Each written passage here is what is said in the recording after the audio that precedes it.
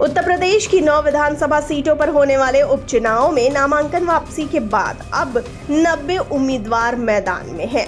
चुनावी हलचल के बीच इन सीटों के लिए 13 नवंबर को मतदान और 23 नवंबर को मतगणना होगी, जिसका नतीजा बताने वाला होगा कि सत्तारूढ़ बीजेपी और समाजवादी पार्टी की रणनीतियों में से किसका पलड़ा भारी रहेगा। दरअसल इन उपचुनावों की शुरुआत 15 अक्टूबर को हुई, जब चुनाव आयोग ने इन सीटों के लिए उपचुनाव का ऐलान किया।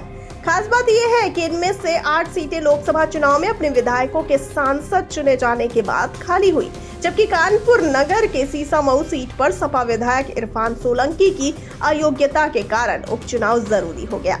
नामांकन पत्रों की जांच के बाद 95 उम्मीदवारों की उम्मीदवारी वैध मानी गई, लेकिन अंतिम दिन 5 उम्मीदवारों ने नाम वापस ले लिया, जिसमें 9 सीटों के लिए अब 90 उम्मीदवार मैदान में रह गए हैं। इनमें मीरापुर से 34, कुंदरकी और गाजियाबाद से 19, खैर से 6, करहल से 10, सीसामऊ से 11, फूलपुर से 19, कटेहरी से 14 और मझवा से 17 उम्मीदवारों ने नामांकन किया था।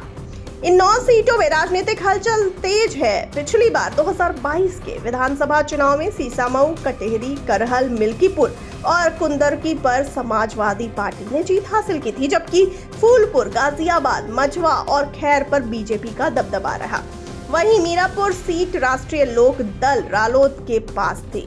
अब उपचुनाव में बीजेपी ने अपने उम्मीदवारों की घोषणा कर दी है और रालोद के लिए मीरापुर सीट छोड़ दी है। वहीं दूसरी ओर कांग्रेस ने ये घोषणा की है कि वह इन चुनाव में अपने उम्मीदवार नहीं उतारेगी, बल्कि इंडिया गठबंधन के अन्य दलों का समर्थन करेगी।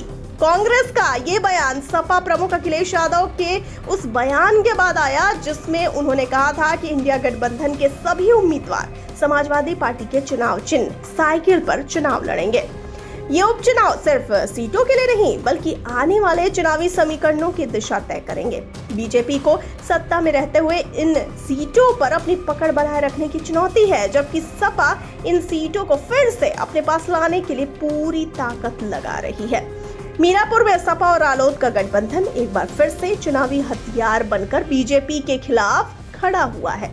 वहीं दूसरी ओर कांग्रेस का बिना शर्त समर्थन विपक्ष को एकजुट करने का संकेत दे रहा है, जो सपा और इंडिया गठबंधन को बड़ी ताकत दे सकता है।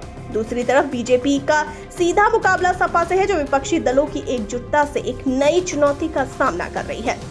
अब देखना यह होगा कि क्या बीजेपी इस एकजुट विपक्ष को रोक पाती है, या सपा और उसके सहयोगी दल इंडिया गठबंधन के दम पर इन सीटों को जीतकर बीजेपी के विजय रथ को रोकने में कामयाब होते हैं।